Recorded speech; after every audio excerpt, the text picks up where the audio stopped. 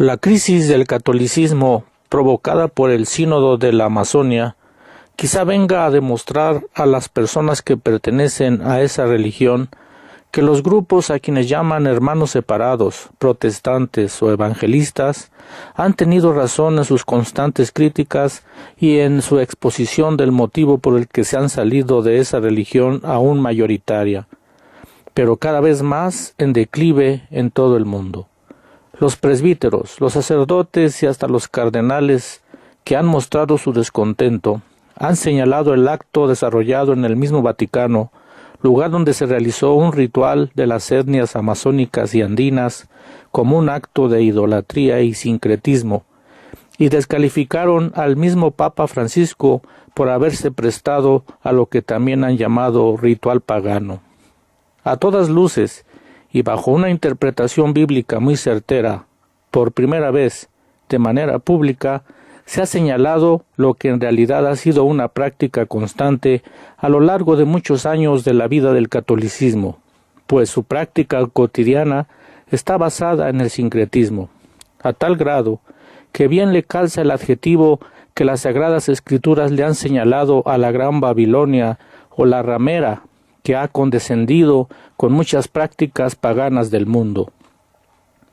No es nuevo lo ocurrido con la Pachamama, o Madre Tierra de la Amazonia.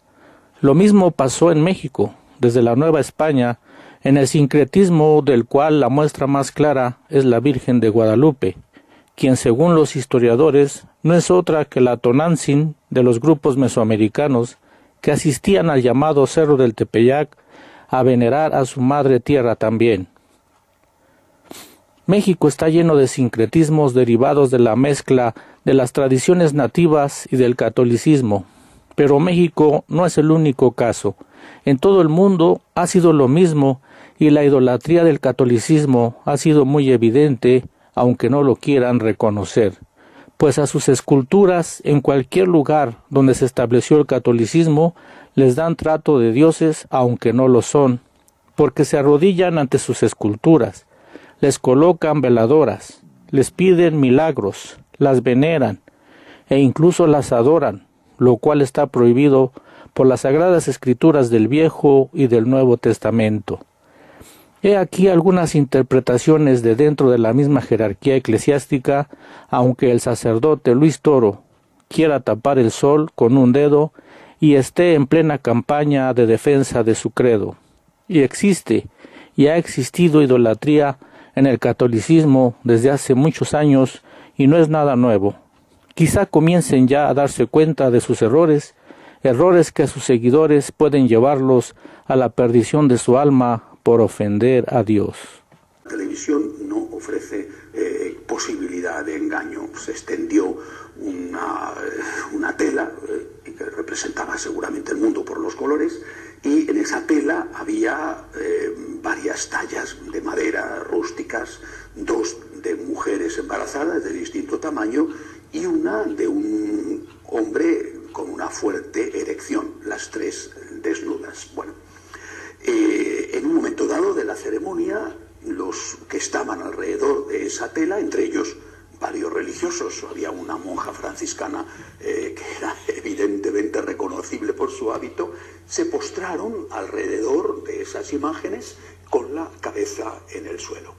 Eso era un claro signo de adoración.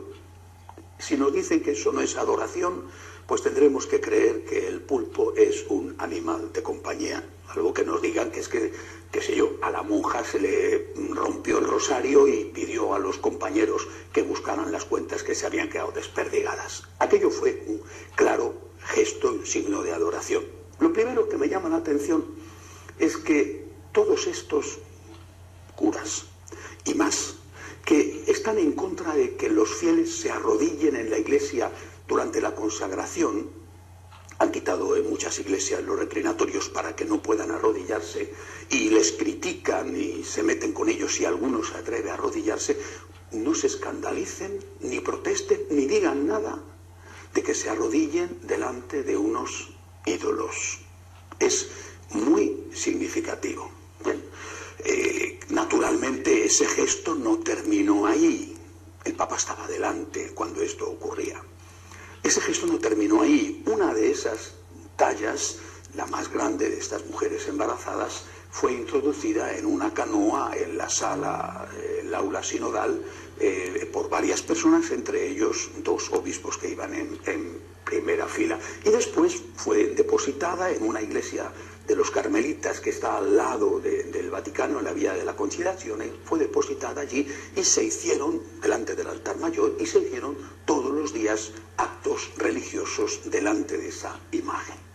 Hasta que un día alguien cogió esas imágenes, parece que las 2 femeninas, la masculina ya no se volvió a saber nada de ella, solo estuvo allí en los jardines vaticanos, las 2 tallas femeninas, y las tiró al Tíber. Bien, pues el propio Papa el viernes informó delante de todos en el sínodo que la policía, los carabineros italianos, habían rescatado del Tíber esas 2 tallas, y que él pedía perdón como obispo de Roma por el robo que había tenido lugar. ¿Por qué? Porque fue el Papa el que lo dijo, literalmente dijo que eran 2 imágenes de la Pachamama. Por tanto, eran 2 ídolos de otra religión, 2 ídolos.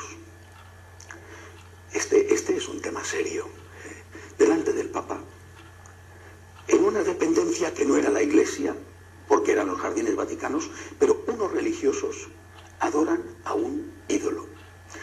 ¿Qué hubiera ocurrido si, en vez de ser las imágenes de la Pachamama, hubiera sido, por ejemplo, una imagen de Buda, o del dios elefante de los hinduistas, o un libro del Corán, por ejemplo, y unos religiosos, unos sacerdotes, se hubieran postrado delante de una imagen de Buda? ¿Qué hubiera sucedido? Pues es exactamente lo mismo. ¿Qué hubiera sucedido si en un templo católico, de forma habitual, delante del altar mayor, estuviera venerándose, adorándose una imagen religiosa de otra religión? Oye, que en su templo, en el templo hinduista, se adore al dios elefante, pues me parece que tienen todo el derecho a hacerlo. Y que donde tengan los seguidores de la religión de la Pachamama sus templos, como sean, humildes o grandiosos, que adoren a la Pachamama, a mí me parece bien, que tienen derecho a hacerlo. No estoy de acuerdo, pero tienen derecho a hacerlo. Pero en un templo católico y delante del Papa en los jardines vaticanos, sin que nadie diga nada. Bueno, alguien sí ha dicho algo.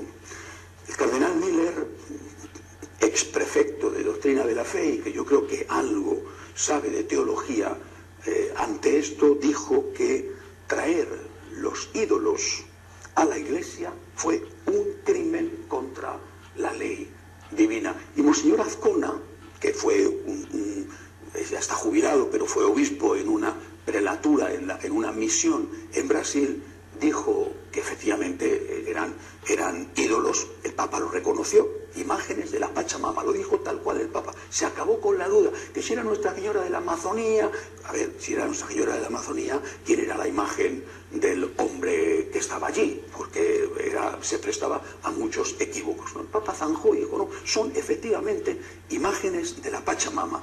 Bueno, pues el Monseñor Azcona dijo que efectivamente eran imágenes de la Pachamama, pero que aquello era un sacrilegio demoníaco. Vamos a las consecuencias.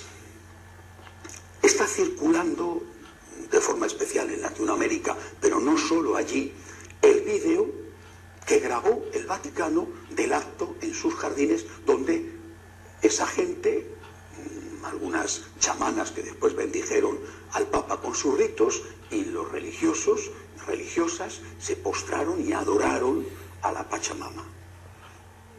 Está circulando entre las sectas en Latinoamérica. Y lo que ellos están diciendo es que los católicos hemos dejado de ser cristianos, nos hemos vuelto paganos y estamos adorando a los dioses precristianos. Y esto lo están diciendo para llevarse a sus sectas a tantos católicos como están confundidos y que están escandalizados.